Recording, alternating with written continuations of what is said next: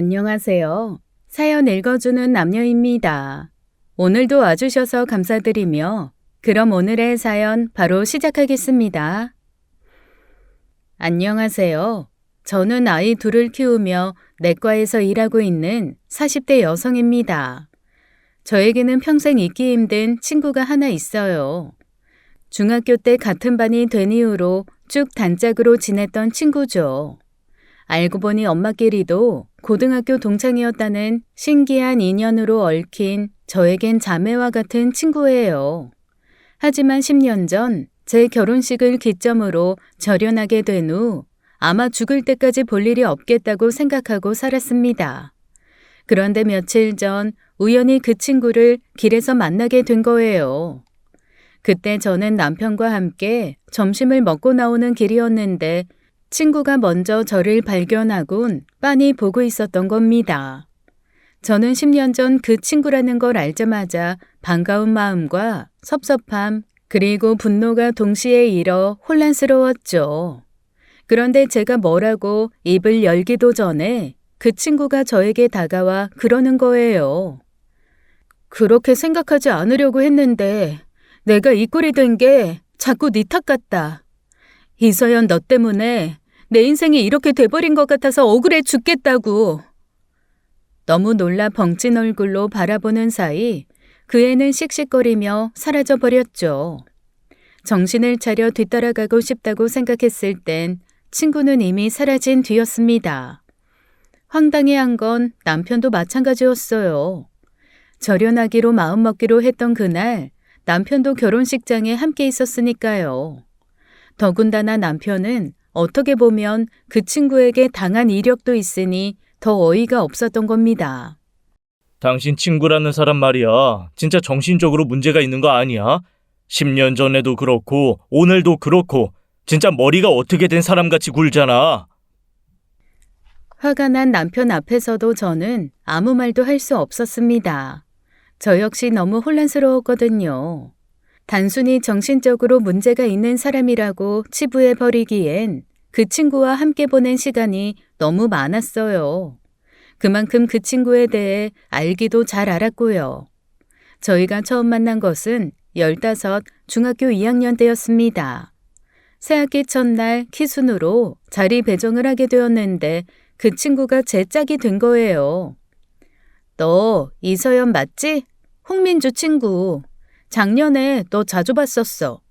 나 민주랑 초등학교 때 같은 반이었거든. 아, 나도 너 얼굴이랑 이름은 알고 있었어. 너도 핑클 팬이라며? 나도 핑클 팬이라서 너랑 되게 얘기해보고 싶었는데 같은 반이 됐다니 잘 됐다. 정말? 누구 좋아하는데? 난 이효리 좋아해. 그 친구와 저는 취향과 관심사가 같았어요. 대화하면 할수록 통하는 것도 많았고 심지어 혈액형과 발 사이즈도 같았죠. 그 나이 때 친구들은 사소한 거 몇 개만 잘 맞아도 운명의 천생연분처럼 느껴지는 게 있잖아요. 저희는 첫날부터 친구가 돼서 반에서 소문난 단짝이 되었습니다. 우리가 진짜 운명적인 친구라고 느꼈던 건 제가 친구를 집에 데려갔을 때였어요. 친한 친구가 생겼다는 말에 엄마가 간식을 만들어주겠다고 해서 데려갔거든요. 그런데 그때 친구를 본 엄마가 갑자기 그러는 겁니다. 현아야, 혹시 엄마 성함이 어떻게 되니? 저희 엄마요? 정미자 경자 되시는데요? 어머, 혹시 엄마 나이가 41살 아니야? 맞는데요? 어떻게 하셨어요? 어머 세상에, 맞나 보다. 너 얼굴 보고 미경이가 떠올라서 설마 했지. 아줌마랑 너네 엄마 고등학교 동창이야. 8반 고등학교 3학년 1반. 진짜? 진짜 엄마랑 현아 엄마랑 친구였다고? 그래. 세상에 이게 웬일이니? 엄마 잘 지내니? 아니 그러지 말고 엄마 핸드폰 번호 좀 알려줘라. 집 전화도 좋고. 알고 보니 엄마와 친구의 엄마가 고등학교 동창이었고 그때부터 부모님도 가까워지면서 정말 자매처럼 지냈습니다. 친구는 외동이고 저는 남동생 하나라 서로에게 여자 형제가 정말 필요하기도 했거든요. 같은 반에 서로의 마음을 누구보다도 잘 알고 있는 형제 같은 친구가 있다는 게 얼마나 행복한 일이던지요. 학교에서 종일 떠들어 놓고 집에 가면 또 집에 가서 전화기를 붙들고 살아서 엄마한테 잔소리도 많이 들었어요.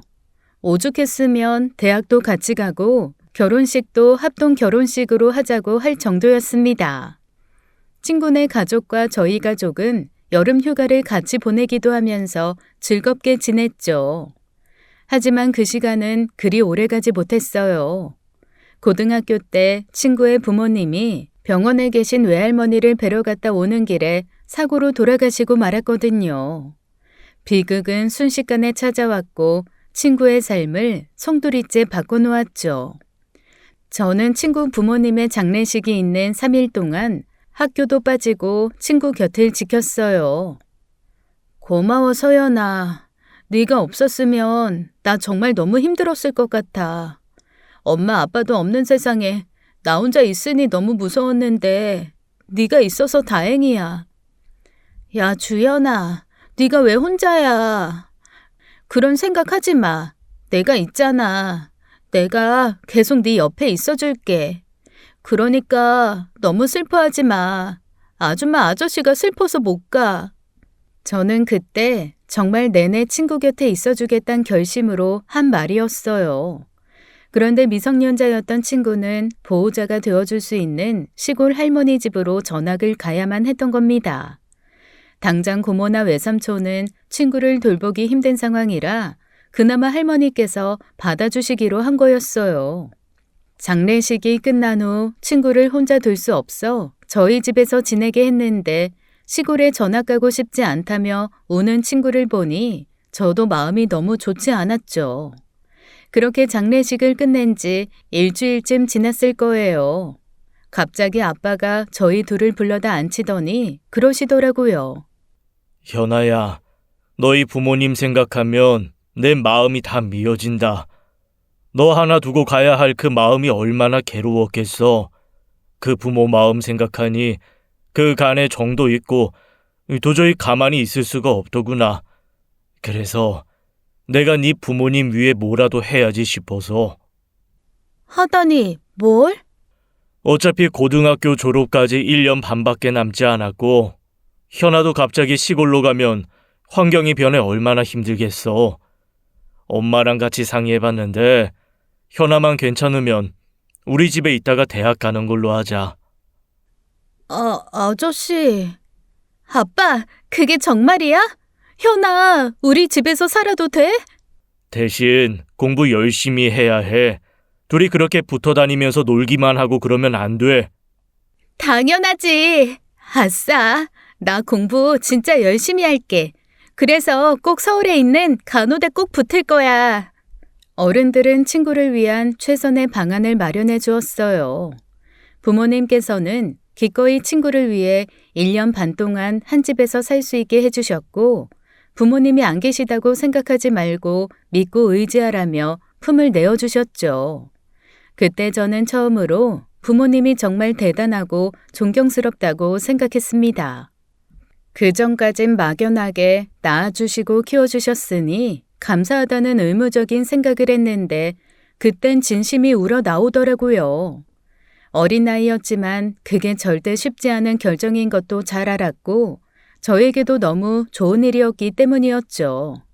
어린 나이에 부모님을 잃었으니 친구의 상처가 말도 못하게 컸을 텐데 바로 함께 지내는 가족이 생기면서 친구도 생각보다는 빠르게 마음을 추스릴 수 있었습니다. 내가 부모님 복은 없어도 친구 복은 있나 보다. 네 덕에 부모 잃고도 이렇게 살 수 있어서 얼마나 다행인지 몰라. 서연아, 나는 널 위해서 뭐든 할 수 있어.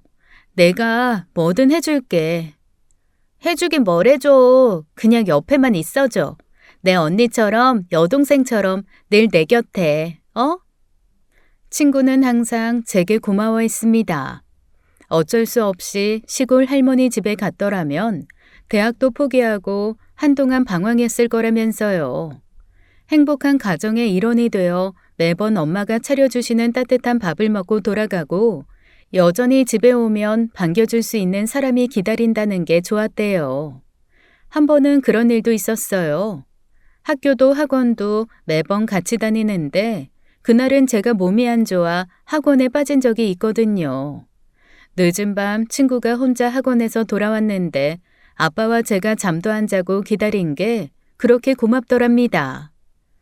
난 어떻게 하면 식구들 깨지 않게 조용히 들어가지 그 걱정만 했는데 내가 안 와서 안 자고 기다렸다는 아버지 말에 솔직히 감동 많이 받았어. 아무리 그래도 난 객식구인데 그렇게까지 생각해 주시니까 너무 감사하고. 객식구는 무슨, 너 우리 집 둘째 딸이야.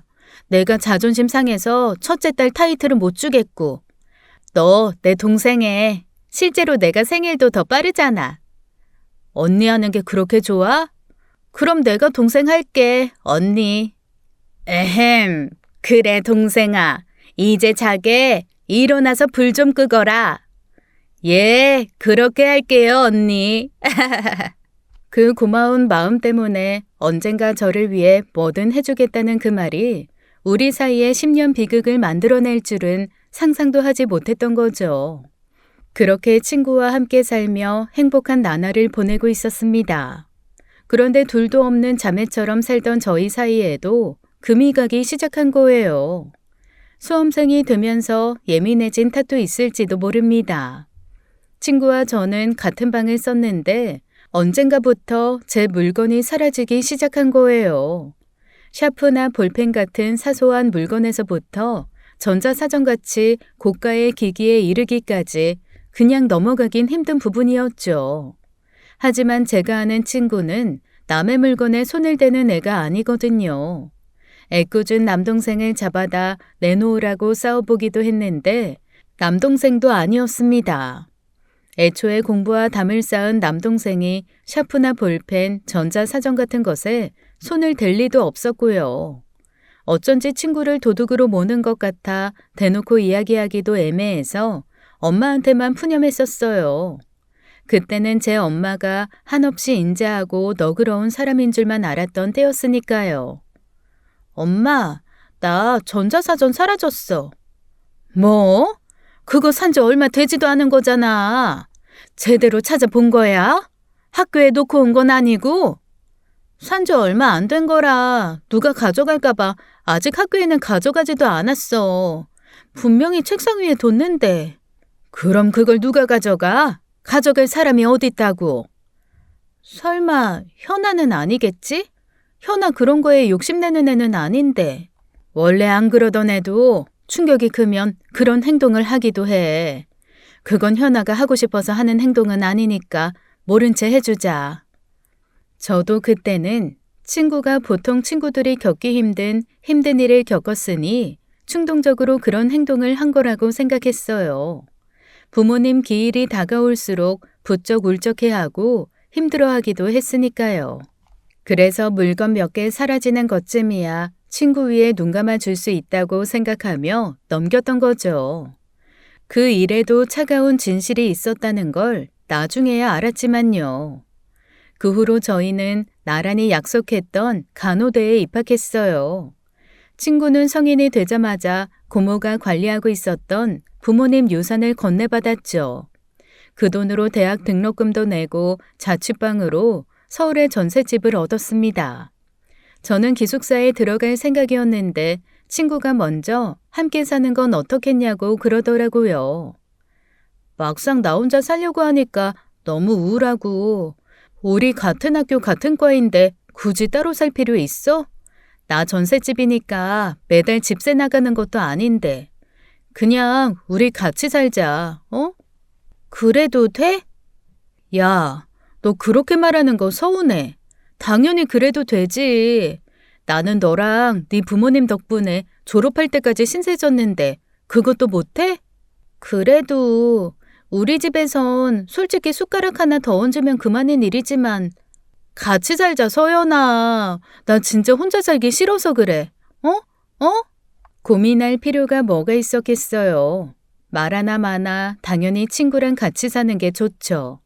저희 집에 데리고 살 때는 몰랐는데 친구 집에서 같이 살려니 미안하기도 하고 부담도 되는 게 쉬운 결정은 아니더라고요. 하지만 결국 우리는 같이 살게 되었어요. 자취 생활은 또 다른 세계였어요. 분명 한 방에서 1년 반을 함께 지내며 살았는데 부모님 없이 둘만 사는 공간은 또 다르더라고요. 함께 과제도 하고 수업 준비도 하고 같이 소개팅도 나가고 정말 많은 추억을 쌓고 공유했어요. 그런데 그렇게 계속 살다 보니 생각지도 못하게 부딪히는 부분도 생기는 거예요. 서연아, 근데 먹은 건 바로바로 좀 치워주면 안 돼? 날씨가 더워지니까 금방 날파리가 생기는데. 어? 아, 미안. 어젯밤에 밤새 애들이랑 술 마시고 들어오는데 갑자기 라면이 막 땡기는 거야. 먹고 나니까 또 졸음이 쏟아져서 그대로 자버렸네. 내가 치울게. 반대로 제가 친구에게 한 소리 하는 일도 생겼죠. 현아야, 혹시 내 거 USB 썼어? 아, 맞다. 나 과제 프린트하려다 보니까 가방에 있을 건데 잠깐만. 쓰는 건 괜찮은데 쓰기 전에 말 좀 해줘. 가져간 줄도 모르고 내가 잃어버린 줄 알고 한참 찾았잖아. 쓰고 제자리에 좀 돌려주고. 알았어. 친구와 함께 산다는 건 사소한 갈등이 차곡차곡 쌓여 보이지 않는 벽을 만들어내는 것이었어요. 그런 일들이 자주 쌓이다 보니 같은 집에서 살면서도 대화하는 일이 줄어들고 어느 날은 일주일 동안 한마디도 안 하는 일도 있었습니다. 알게 모르게 너무 신경 쓰이고 가시방석이 따로 없더라고요. 특별히 서로에게 큰 잘못을 한 건 아닌데 사소한 불만이 쌓이고 또 자격지심까지 더해져 생긴 문제였어요. 괜히 저는 친구 집에 얹혀 산다는 이유로 친구가 주지도 않는 눈치를 살펴야 했고요. 그 마음을 어디에 토로할 곳은 없고 결국 찾은 곳이 엄마였습니다. 엄마, 나도 그냥 방 하나 얻어주면 안 돼? 왜? 무슨 일이 있어? 너네 싸운 거야? 아니, 그건 아닌데 그냥 괜히 눈치 보이는 것 같고 그래서. 나 혼자 그렇게 느끼는 거겠지만 그냥 현아 집에서 산다는 것만으로도 내가 참아야 하는 게 더 많은 기분이야. 현아도 우리 집에서 살 때 그랬겠지? 어째 안 싸우고 오래 간다 했다. 같이 살다 보면 싸우게 되는 날도 있고 눈치 보게 되는 날도 있지. 부부도 싸우는데 생판 남이 싸우지도 않고 살겠어? 나도 그냥 속 편하게 누구 눈치 안 보고 살고 싶은데 나도 집 얻어주면 안 돼? 곧 있으면 주원이도 대학 가는데 둘 대학 등록금만으로도 엄마 아빠 힘들어. 잘 풀어보고 정 힘들면 다음 학기는 기숙사 가. 같이 살다 보면 별것도 아닌 일로 싸우게 되더라. 너가 현아 이해해 줄 건 더 많이 이해해 줘야지. 엄마 말 무슨 말인지 알지? 엄마와 대화를 해도 별 소득은 없었지만 사실 따지고 보면 엄마 말이 맞았습니다. 어떻게 한 번을 안 싸우고 살겠어요. 제가 이해할 건 더 이해해야죠. 이 지긋지긋한 냉전을 끝내야겠다 마음먹은 어느 날이었습니다. 친구가 들어왔는데 눈이 퉁퉁 불어 들어온 거예요. 누가 봐도 울고 들어온 것처럼요. 그런 얼굴은 또 처음 봐서 너무 신경 쓰이더라고요. 그래서 제가 먼저 말을 걸었죠. 현아야, 무슨 일 있었어? 운 거야? 아니야. 운 거 맞는데 뭐. 무슨 일인데 그래. 애써 마음써 묻는 제게 친구는 그저 냉랭하기만 했습니다. 친구의 모습을 보니 확실히 짚고 넘어갈 건 짚고 넘어가야겠다는 생각이 들더라고요. 그래서 절 무시하고 방에 들어가려는 친구를 불러 세웠죠. 야, 주연아, 나랑 이야기 좀 해. 할 이야기 없어. 없긴 뭐가 없어. 너 지금 왜 그래? 내가 뭐 대단히 큰 잘못한 사람처럼. 그런 거 아니야. 그냥 할 이야기가 없어서 그래. 나는 있으니까 들어. 나는 너 되게 많이 이해해줬다고 생각하거든? 근데 너는 왜 나를 하나도 이해 못하는 사람처럼 굴어? 뭐? 너가 뭘 그렇게 이해해줬는데? 내가 널 이해 못하는 사람 같다고? 그건 네 이야기 아니야? 야, 먹고 바로 안 치우는 문제, 빨래 건조대 바로바로 안 비우는 문제, 전기요금 제때 납부 안 하는 문제, 그런 건 다 사소한 거 아니야? 그냥 한쪽이 더 이해해주면 되는 거잖아. 너도 내 물건 함부로 쓰고 아무 데나 두고 모르는 친구 데려오지 않기로 한 약속 안 지키고 너도 잘한 건 없으면서 왜 내가 너 눈치 보게 만드냐고. 내가 널 눈치 보게 만들었다고? 내가 언제? 눈치는 내가 봤지. 네가 언제 내 눈치를 봐? 너네 집에서 살면서 내가 얼마나 네 비위 맞추면서 산 줄 알아? 뭐? 비위? 너는 비위 맞춰야 하는 내 물건도 훔치냐? 결국 영영하지 않으려고 했던 말까지 꺼내고 말았던 거예요. 제 말에 친구의 표정은 말도 못하게 일그러졌습니다. 대체 그게 무슨 말도 안 되는 소리냐는 듯이요. 뭐? 물건을 훔쳐? 너 지금 내가 네 물건 훔쳤단 소리야? 그럼 너 말고 누가 있는데?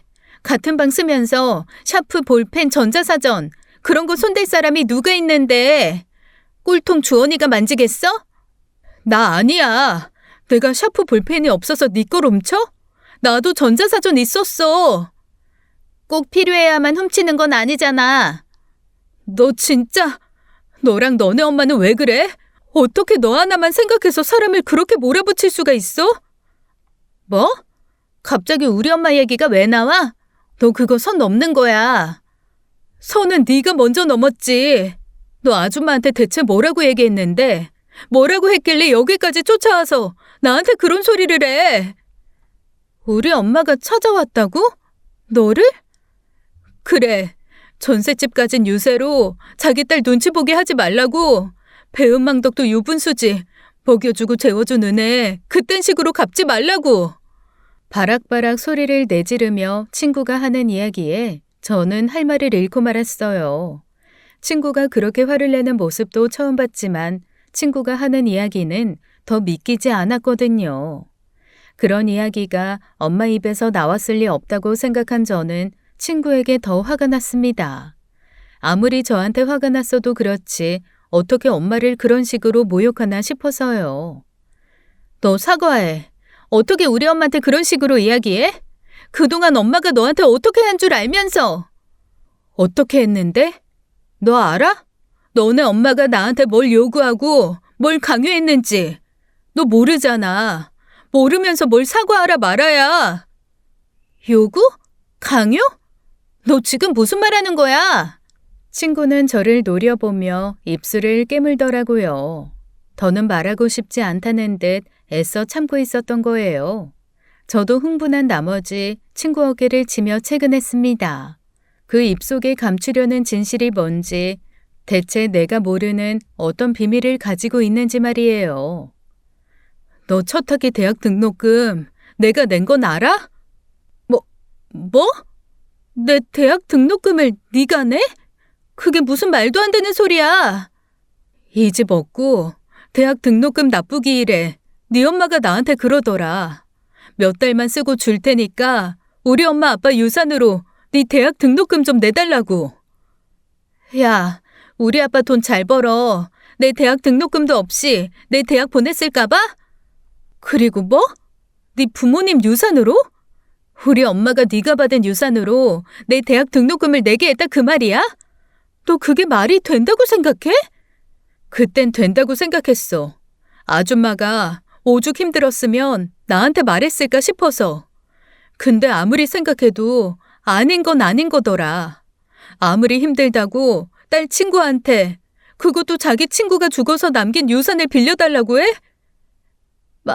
말도 안 돼. 약속은 지키셨어. 돈은 갚았는데 갚으면 뭐해? 매달 50만 원, 100만 원씩 며칠만 쓰고 주겠다면서 얼마나 사람을 볶았는 줄 알아? 나 그거 다 너 생각해서 한 거야. 나 걷어주시겠다고 하신 아저씨 봐서 한 거라고. 근데 내가 너를 이해 안 했다고? 눈치를 보게 했다고? 친구가 하는 말은 거짓말이어야만 했지만 친구가 거짓말하는 것 같진 않았어요. 눈에 핏발이 설 만큼 원망스러운 눈으로 절 바라보며 그런 이야기를 하는데 무섭기까지 했습니다. 저는 그 길로 같이 살던 집을 나와 다른 친구 집에서 밤을 보내고 이른 아침 버스를 타고 본가로 갔죠. 온다 간다 말도 없이 내려온 저를 보고 가족들은 어리둥절한 얼굴로 저를 보았어요. 저는 뜸들일 시간도 없이 본론부터 꺼냈습니다. 엄마, 나 지금 현아한테 되게 이상한 말 듣고 오는 길이야. 무슨 말? 엄마, 현아한테 내 대학 등록금 빌렸다는 소리 사실이야? 뭐? 아이, 대학 등록금? 현아한테 돈을 빌렸다고? 그게 대체 무슨 말이야? 얘는 무슨 말도 안 되는 소리를 하고 있어. 내가 왜 현아한테 돈을 빌려? 걔 참 이상하다. 너도 그랬잖아. 현아 요즘 좀 이상하다고. 나 현아 잘 알아. 아무리 그래도 그런 거짓말 할 애가 아니거든? 엄마가 아니라고 하면 나 현아한테 가서 다시 따질게. 근데 너무 이상해서 엄마한테 직접 물어보고 싶어서 온 거야. 엄마 현아한테 내 대학 등록금 빌렸어? 그러고 그 뒤로도 50만 원, 100만 원씩 계속 돈 빌려달라고 그랬어? 그것도 현아 부모님 유산으로? 그래놓고 전셋집 가진 유세 떨지 말아라. 배은망덕도 유분수지 먹여주고 재워준 은혜 운운한 거야? 그게... 이게 다 대체 무슨 말이야? 엄마는 더는 거짓말을 할 수가 없었습니다. 누가 봐도 친구가 했던 말이 진실이라는 듯 어쩔 줄 모르게 붉게 달아오른 엄마의 얼굴이 진실을 말하고 있었으니까요. 아빠는 윽박지르며 엄마를 채근했고 결국 엄마는 진실을 이야기하더라고요. 실은 제가 대학 등록금이 필요했던 즈음 엄마는 아빠가 벌어다 준 돈을 제대로 관리하지 못해 카드 돌려막기를 하고 있었대요. 그래서 당장 큰 돈을 만들기 어려웠고 머지않아 해결할 수 있는 돈이라고 생각해서 빌렸다더라고요. 당신 미쳤어?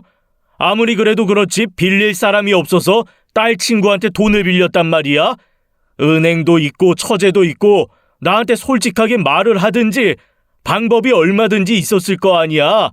근데 어떻게 제 부모 죽은 돈 가진 애한테 그런 요구를 해? 급하면 그럴 수도 있다고 생각한 거야. 아니 내가 영영 달라고 한 것도 아니고 다시 돌려줄 돈인데 그게 뭐가 문제인데? 빌린 돈은 다 돌려줬어.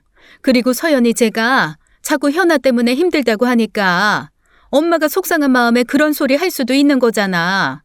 내가 뭘 그렇게 잘못했다고 몰아붙이는 거야, 당신은? 아이, 진짜 기가 막혀서 창피하지도 않아. 당신 서연이한테 미안하지도 않아. 당신 딸 체면은 없어? 서연이 체면이 뭐? 갈 곳 없는 애 거둬줬으면 그만한 건 이해하고 넘어가야 하는 거 아니야? 주연아, 그것도 참 웃긴다. 기어이 너한테 그걸 다 털어놓든? 눈치껏 행동하라고 했는데 결국 그 이야기를 다 해? 하여튼 지 엄마 빼닮아서 앞에서 내내하고 살살거리더니 뒤에서 여우짓은 지 혼자 다 하지. 엄마! 애초에 정미경 걔랑 다시 엮이는 게 아니었어. 그래도 세월 지나 달라진 줄 알았는데 학교 다닐 때랑 똑같았지. 세상에 저만 남편한테 사랑받고 사는 여자처럼 구는 게 얼마나 꼴 같지 않던지. 아휴, 내가 현아 그거 거두는 거 싫댔잖아. 그거 억지로 당신이 밀어붙인 거잖아. 애초에 당신 친구 딸도 아니고 내 친구 딸인데 왜 그렇게 마음을 쓴 건데? 당신 미경이한테 마음 있었어. 뒤로 허튼 마음 품은 게 분명하다고. 야, 박명화, 너 지금 애 앞에서 그게 할 말이냐? 뭐, 당신 미경이네 만나러 갈 때마다 옷차림 신경 쓰고 향수 뿌리고 나가고 순 안 하던 짓 하는 거 미경이 걔 의식해서 그런 거 아니야? 또 그 소리야? 당신 친구고 서연이 친구 부모라니까 신경 쓴 거지. 그 정도도 못해? 당신이 언제부터 내 친구 앞에서 그렇게 신경 썼다고? 두 분은 저는 아랑곳하지 않고 소리 높여 싸우기 시작했습니다. 살면서 두 분이 그렇게 싸우는 걸 본 적이 없었어요. 듣자 하니 그 모임 문제로 몇 번 다투긴 한 것 같은데 우리 앞에선 전혀 내색하지 않았던 거죠. 그저 따뜻한 부모인 줄만 알았던 두 사람이 싸우는 모습을 보고 저는 적잖이 충격을 받았습니다. 엄마한테 너무 큰 실망을 했어요. 앞에선 사람 좋은 척 친구 엄마에게 다정히 대했던 그 모습이 다 가식이라고 생각하니 제가 알던 엄마가 아닌 것 같았죠. 저는 그 길로 본가를 나와버렸습니다. 그리고 몇 달 동안 엄마와 연락도 끊고 살았어요. 엄마가 여러 차례 미안하다, 생각이 짧았다 사과했지만 엄마와 연락하는 것만으로도 너무 괴로웠죠. 하지만 가족이 뭔지 결국엔 얼굴 보고 살아야 하는 사이더라고요. 엄마를 용서하긴 힘들었지만 아빠 만나러 가면서 명절이라고 얼굴 보고 살긴 했습니다. 하지만 한번 무너진 신뢰는 다시 쌓기 힘들더라고요. 그 후로 친구와는 따로 살게 됐었어요. 다른 친구에게 부탁해서 2달 정도 신세를 졌고 그 다음 학기부터는 기숙사 신청해서 살았죠. 그렇다고 사이가 완전히 벌어진 건 아니고 친구에게 엄마의 행동을 진심으로 사과했고 친구도 받아줬었습니다. 미안해, 현아야. 나 아무것도 모르고 있었어. 그런 일이 있었으면 나한테 말해줬으면 좋았잖아. 왜 그걸 너 혼자 감당해? 너 알게 하고 싶진 않았어. 괜히 그게 너 자존심 건드리는 일이 될까봐. 정말 너 생각해서 한 일이야. 네가 너무 속상해하지 않았으면 좋겠어. 그냥 너한테 미안한 마음뿐이야. 엄마가 너한테 그럴 줄은 정말 상상도 못했어. 생각만 해도 너무 창피하고 미안하고 그래. 아줌마가 힘들어서 그랬거니 그렇게 이해했으니까 괜찮아. 그러니까 서연아, 그냥 다시 들어와. 같이 살자. 내가 더 이해하고 더 배려할게. 내가 생각이 짧았어. 아니야. 서로 상처 주지 않기 위해선 적당한 거리가 필요하다는 걸 알았어. 세상에서 너만큼 내 마음 잘하는 사람도 없을 것 같았고, 나도 네 마음은 누구보다도 잘한다고 자신할 수 있었는데 실은 그게 아니었잖아. 너한테 너는 상처가 되는 일을 만들고 싶지도 않고. 우리 사이가 더 벌어지는 일은 없었으면 좋겠어. 자주 만나자. 그럼 되지, 어? 오래 생각해서 내린 결정이었습니다. 전 친구와 오래 보고 싶었거든요. 친구에게 미안하기도 했고요. 정황상 고등학교 때 사라진 제 물건도 엄마가 가져가 놓고 친구한테 덮어 씌운 것 같더라고요. 하지만 그 후로 엄마와도 제대로 이야기하지 않았으니 진실은 엄마만이 알겠죠. 그 뒤로 정말 자주 만나기도 했어요. 여행도 가고 과제도 같이 하고 병원 실습도 같이 나갔는데요. 다만 그 일로 저희는 아무리 친해도 지켜야 할 선이 있다는 걸 알고 배려했죠. 그 후로는 크게도 작게도 싸운 적이 없습니다. 다만 취직하게 된 병원이 달라지고 바쁜 신입 간호사 시절을 보내면서 전보다는 소원해진 건 있어요. 그래도 제 마음속의 1번 친구는 항상 그 친구였고 그 친구도 마찬가지일 거라고 생각했습니다. 그렇게 오랜 사회생활 끝에 제가 결혼하게 되었어요. 고민 끝에 친구에게 부케를 받아달라고 부탁했죠. 부케를? 내가 받아도 되겠어? 나야말로 부탁해야 하는 처진데 왜 그렇게 말해? 너 아직 결혼 생각 없다고 했는데 이런 부탁 되게 신뢰될 수도 있는 거잖아. 신뢰는 무슨, 너 한 번씩 그렇게 너무 선지켜서 하는 말 나 서운해. 결혼 생각이 있건 없건 너가 해달라면 해줘야지. 화동도 해줄 수 있어. 뭐? 됐어. 부케만 좀 받아줘. 그냥 너한테 주고 싶었어. 알았어. 내가 받을게. 예쁘게 하고 와. 나보다는 빛나지 말고. 그렇게 부케를 받기로 했던 그날, 제 결혼식 날 저희에게 비극이 생긴 것이죠. 신부 대기실에서 하객들의 축하를 받고 있는데 친구가 안 오더라고요. 올 사람은 다 왔는데 왜 안 왔을까 걱정하며 하객들 사이에서 친구를 찾았죠. 하지만 친구는 결혼식 직전까지 오지 않았고 그렇게 결혼식이 시작되었어요. 막상 식이 진행되는 동안에는 기분이 얼떨떨하기도 하고 정신이 없어 잠시 잊고 있었습니다. 친구들 사진을 찍을 때가 되어서야 친구의 존재감을 느낄 수 있었어요. 친구가 등장하자마자 웅성거리는 소리가 들렸거든요. 무슨 일인가 하고 쳐다본 저는 깜짝 놀랄 수밖에 없었습니다. 친구가 새하얀 원피스에 새하얀 구두를 신고 나타난 거예요. 흰색 계열 옷은 신부를 위해 피해준다고 하지만 저는 그런 건 그다지 연연하지 않았거든요. 그런 저도 대체 왜라는 의문이 들 만큼 의도적으로 신부 같은 옷을 입고 나타난 거예요. 거기 흰색 원피스 입으신 분, 왜 신랑 옆에 서 계세요? 저 뒤로 가세요, 뒤로. 게다가 친구는 제 옆이 아닌 신랑 바로 옆에 자리를 잡고 서는 겁니다. 제가 난처한 얼굴로 쳐다보는데도 일부러 제 눈길은 피하고 있었고 뒤로 가려는 사진기사의 재촉에도 꼼짝도 하지 않았죠. 사진기사가 황당하다는 듯이 쳐다보았고 시간이 지체되자 주변 사람들도 웅성대며 한마디씩 하더라고요. 미친 거 아니야? 완전 신부 연맥이려고 하는 거잖아. 주연아 왜 저래? 서연이 단짝 친구 아니었어? 원수한테도 저렇게는 안 하겠다. 거기 빨리 비키라고요. 식장 분위기는 단숨에 얼어붙었고 저도 친구를 채근했어요. 대체 왜 그러는 건지 이해가 되지 않았지만 최대한 좋은 목소리로요. 현아야, 왜 그래? 주현아! 그때였습니다. 상상도 못한 일이 벌어진 게요. 친구가 갑자기 작정했다는 듯 제 쪽으로 몸을 비틀더니 갑자기 꽁지발을 힘껏 들어 입을 맞추는 거예요. 제 남편 보래 말입니다.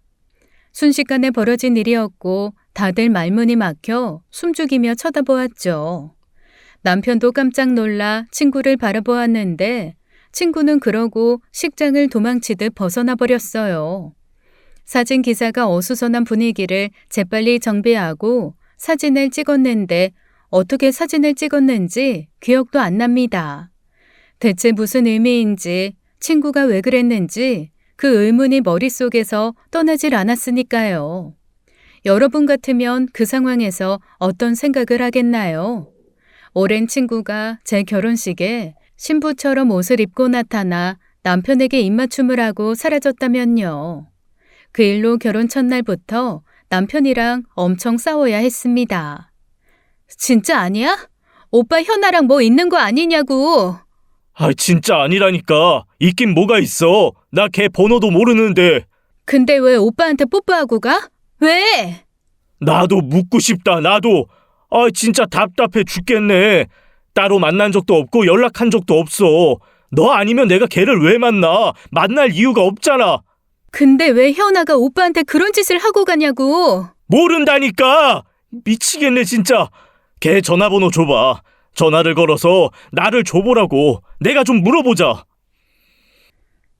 남편은 결백을 주장했지만 그렇게 시작된 의심과 불신은 신혼여행 내내 이어졌고 말 그대로 최악의 신혼여행을 보내야 했습니다.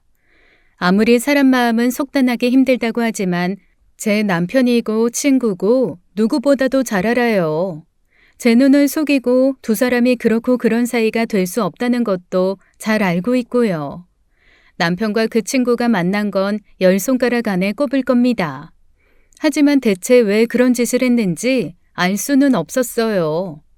남편을 닥달하기엔 증거가 없었고 친구도 그 일 이후 연락처를 바꾸고 완전히 잠적해버렸거든요. 일자리도 옮기고 정말 말 그대로 땅으로 꺼졌는지 하늘로 솟았는지 모르게요.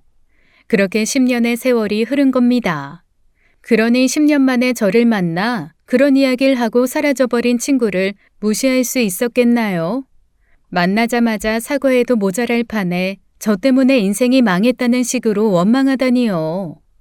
결국 저는 그 길로 친구를 수소문하기 시작했습니다. 중학교, 고등학교 동창들에게 있는 대로 연락한 거예요.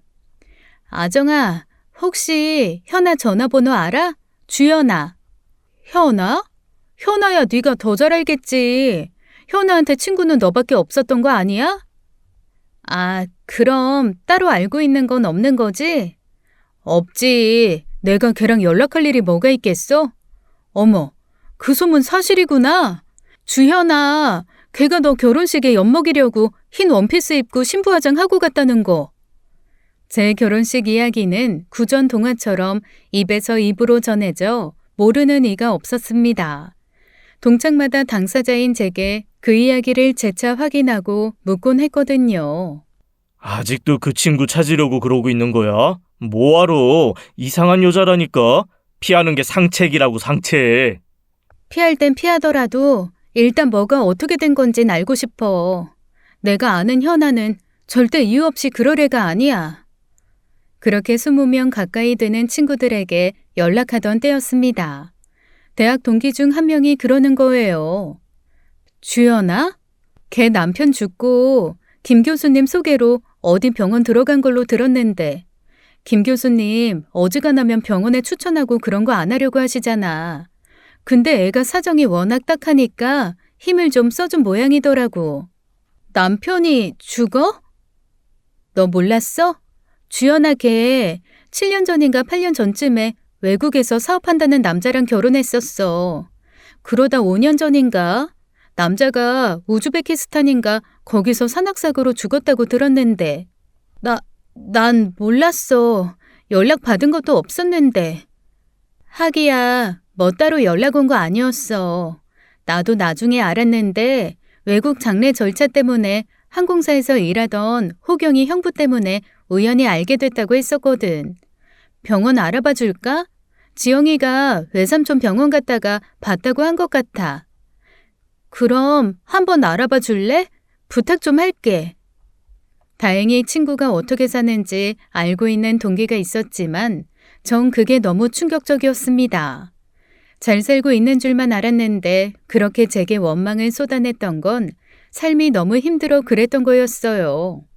그럼에도 그게 왜 제 탓이 되어야 하는지, 왜 친구 원망의 대상이 내가 됐는지 이해가 되지 않았습니다. 실은 남편과 정말 무슨 관계가 있는 것일지도 모른다는 이상한 생각도 들기 시작하더라고요.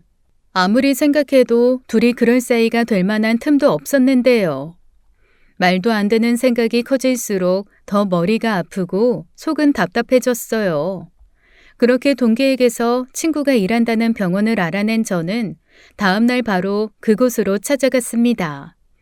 친구는 환자인 줄만 알고 바라본 곳에 제가 서 있는 걸 보고 당황한 것 같았어요. 하지만 이내 냉정을 되찾고 제게 잠시만 기다려달라고 하더라고요.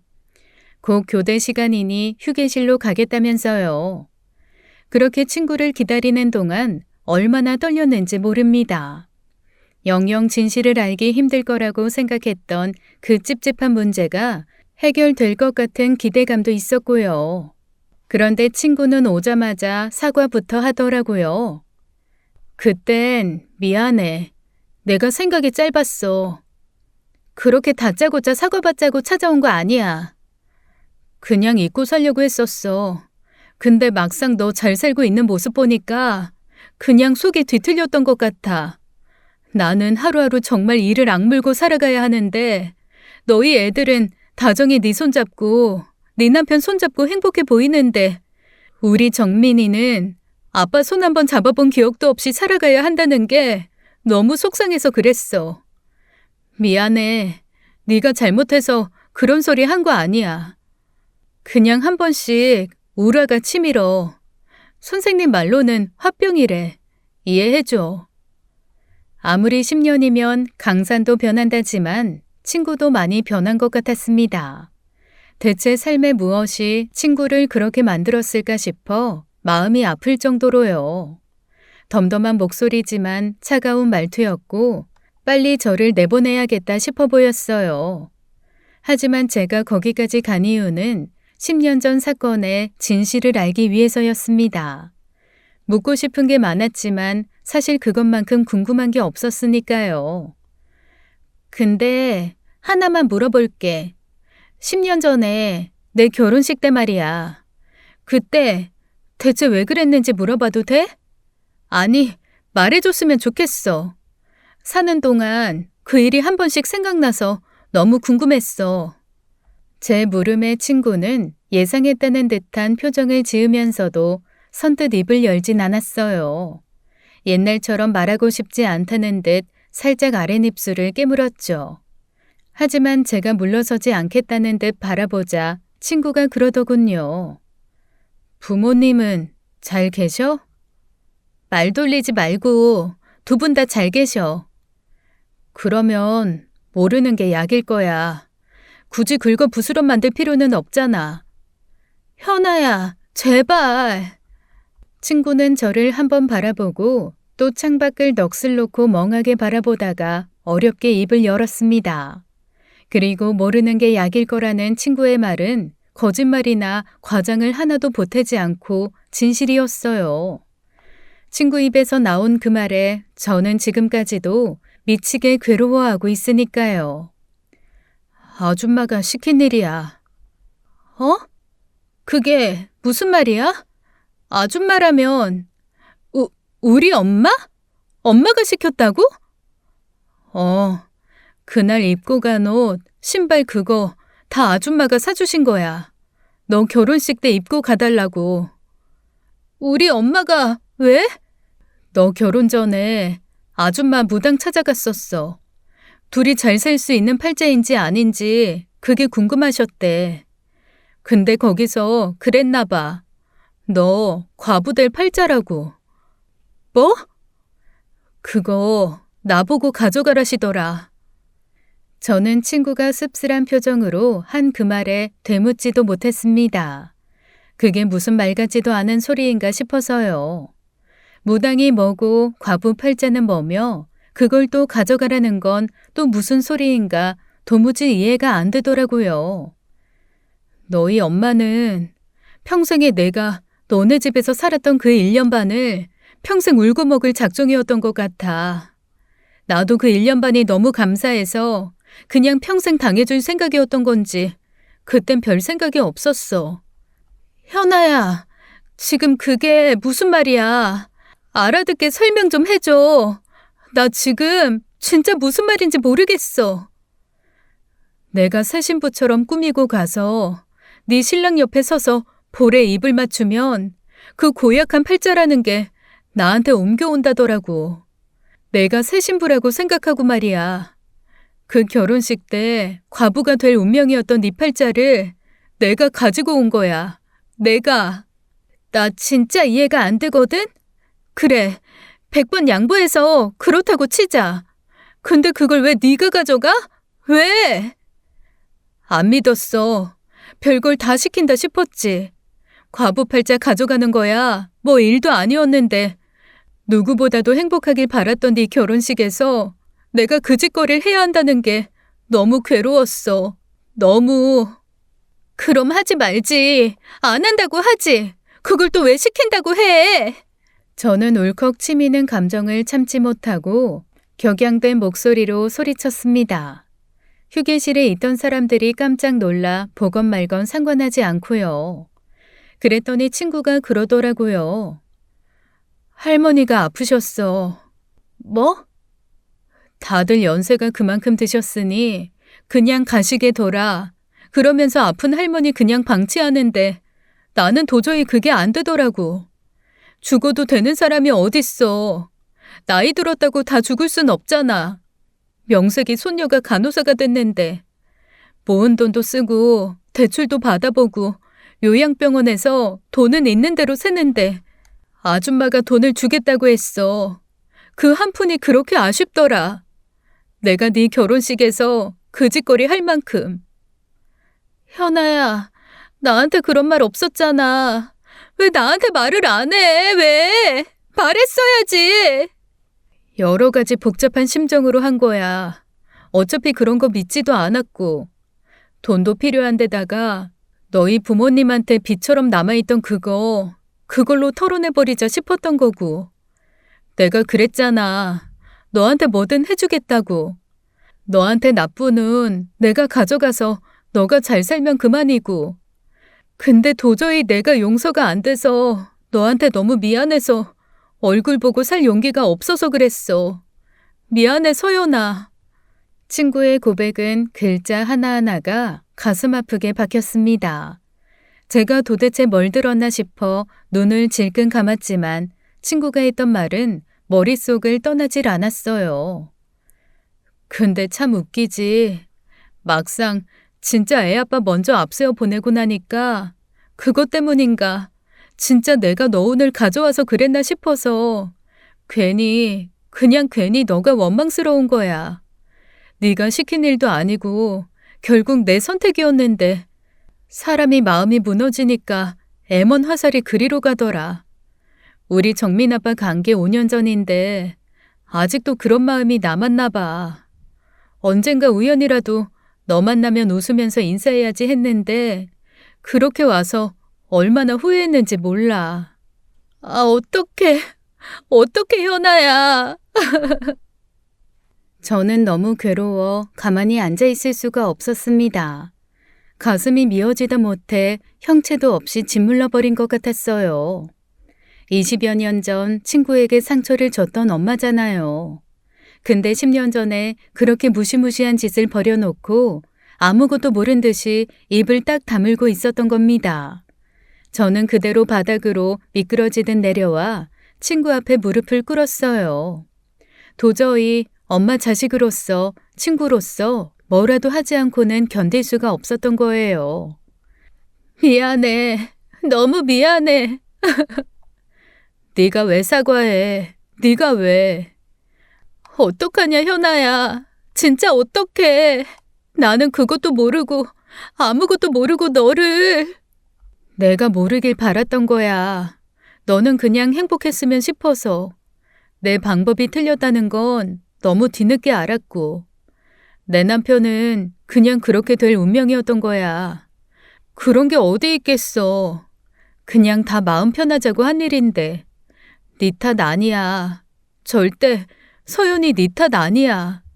친구도 제 앞에 똑같이 무릎을 꿇고 앉았고 저희는 얼싸안고 한참 울었어요.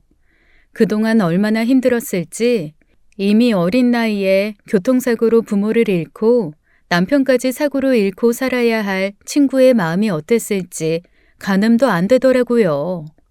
자기도 부모 품을 오래도록 그리워하며 살았을 텐데 자식한테 똑같은 운명을 물려주게 된 부모된 심정은 어떻겠어요. 그런데 거기에 제가 한몫했다고 생각하니 못 견디게 괴로웠습니다. 저는 친구와 헤어진 뒤 바로 차를 몰아 본가로 내려갔고 가자마자 화를 주체하지 못하고 현관에 놓인 화분 하나를 밀어 던져버렸어요. 어머머, 얘가 왜 이래? 이서연, 너 미쳤어? 무슨 일이야, 갑자기? 엄마, 미쳤어? 저는 괴성을 내지르며 엄마에게 다가갔습니다. 제 몸에 그런 에너지가 있다는 게 믿기지 않을 정도의 분노였어요. 엄마는 깜짝 놀라며 뒤로 물러섰고 아빠도 섣불리 다가오질 못했죠. 왜 이래? 엄마가 현아한테 무슨 짓을 한 줄 알아? 엄마가 나랑 현아한테 무슨 짓을 한 줄 아냐고! 엄마는 그제야 제가 뭐 때문에 그런 줄 알았다는 듯 안색이 변하더라고요. 그러면서 하는 말이 정말 기가 막혔습니다. 고작 그 일 때문에 찾아와서 지금 네 애미를 잡아먹을 듯이 구는 거야? 너도 들었으니 알 거 아니야. 현아 그거 과부됐다며? 그게 다 누구 덕인데. 그때 네 사별은 현아 그게 안 가져갔으면 너 지금 지율이 혼자 키우고 있을 건데. 너 나한테 고마워해야 하는 거 아니야? 내가 악역해준 덕분에 네 남편이랑 행복하게 사는 거라고. 알아 이거사? 현아, 불쌍하지도 않았어? 부모 잃고 그래도 엄마랑 아빠를 부모처럼 의지하려고 했던 앤데, 날 친자매처럼 생각하려고 했던 앤데, 그런 애한테 그런 허무맹랑한 부탁할 때 엄마 양심도 없었어? 너 위해서 그런 거잖아. 너 위해서. 엄마가 자식 운명 앞에 양심이 어딨어. 뭐든 해야지. 누구를 이용해서라도 해야지. 그렇다고 그런 짓을 해? 내 평생 엄마가 이렇게 미치게 쪽팔리고 창피한 적이 없었어. 나 위해서 그랬다고 하지 마. 엄마 위해서 한 짓이지. 내가 엄마 때문에 과부팔자 면했다고? 엄마, 그게 어떻게 나한테 좋은 일이야? 그럼 나는 현아한테 죄인으로 살아야 하는 거잖아. 평생 내 운명 짊어져서 힘들게 살게 됐으니까 나는 평생 현아한테 죄인이라고. 네가 왜 죄인이야?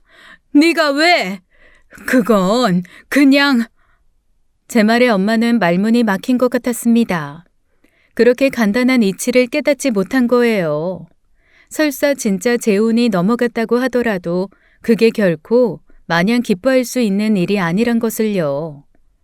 저는 그 길로 친정에서 나와 엄마와 연락을 안 하고 살고 있습니다. 한동안은 집까지 찾아와 하소연도 하고 화도 내고 울기도 하더라고요. 다 저를 위해서 그런 것뿐이다. 부모가 자식 위해 한 일일 뿐이라면서요. 저도 막상 나중에 제 자식 일이면 그런 선택을 하게 될 거라면서요. 하지만 저는 단호하게 이야기했습니다. 나는 절대 그런 일 없어. 내 자식 귀하면 남의 자식 귀한 줄도 아니까. 내 자식 나쁜 운 넘겨줄 만큼 자식한테 형편없는 엄마가 되고 싶지 않아. 엄마가 다시는 찾아오지 못하게 해달라고 아빠한테 연락을 드렸는데 아빠도 집을 나왔다고 하더라고요. 부부 사이에도 오랫동안 골마왔던 일들이 이번 일을 계기로 터졌고요. 별거 생활에 들어갔고 아빠는 이혼을 생각 중이라고 했습니다. 사소한 갈등은 해소되지 않고 쌓이면 단단한 벽이 만들어지기 마련이죠. 어쩌면 사소한 일이 아니었기 때문에 단단한 벽이 되어버린 것일지도 모르고요. 저를 위한 일이라고 해서 엄마가 자식을 위해서 한 일이라고 해서 제가 엄마가 한 일을 이해해야 하나요? 저는 모르겠습니다. 힘들게 사는 제 친구를 보면 저희 애들 아빠 보면서 왜 자기 아빤 하늘나라에 빨리 가버렸냐고 하는 친구 아이를 보면요. 그렇게 생각하지 않으려고 해도 진짜 친구 인생이 망가진 게 다 제 탓인 것만 같아요. 정민이, 아빠 보고 싶거나 아빠 필요하면 언제든 아저씨 찾아와. 아저씨가 아빠 해줄게. 정말요? 유치원에도 와줄 거예요? 물론. 그리고 우리 정민이한테는 지유 형아도 있고 지율이도 있으니까 놀고 싶으면 언제든지 연락하고. 예. 다행히 남편은 제 사정을 이해해 주었습니다. 그날의 진실을 알고 싶었던 건 저뿐만이 아니었으니까요. 남편도 그 이야기를 듣고 한동안 아무 말도 못하더라고요. 장모가 그런 일까지 꾸몄을 거라고 생각지도 못했고 그날 일로 자기가 죽을 운명이 다른 사람에게 넘어갔다는 게 너무 찝찝하다면서요. 그래서 친구 아이에게 더 신경을 써주는 게 무척 고마웠죠. 고마워 서연아. 이렇게까지 신경 안 써줘도 되는데 괜히 나랑 우리 정민이가 너한테 짐이 되는 건 아닌가 싶다. 그런 소리 하지 마. 너는 그냥 받기만 해. 나 위해서 아무것도 하지 말고 뭘 주려고 하지도 말고 그냥 받아줘. 내 마음 편해지고 싶어서 그래. 알았지? 엄마는 미신으로 제 사별운을 걷어갔을지도 모릅니다. 하지만 그보다 더 무거운 죄책감을 주었어요. 그거 평생 절대 제 마음에서 사라지지 않을 테죠. 그 마음 조금이라도 가벼워질 수 있게 친구 곁을 든든히 지켜보려고 합니다. 너무 늦지 않게요. 지금까지 사연 읽어주는 남녀였습니다. 끝까지 시청해주신 여러분 감사드리며 저희는 다음 사연으로 돌아올게요. 감사합니다.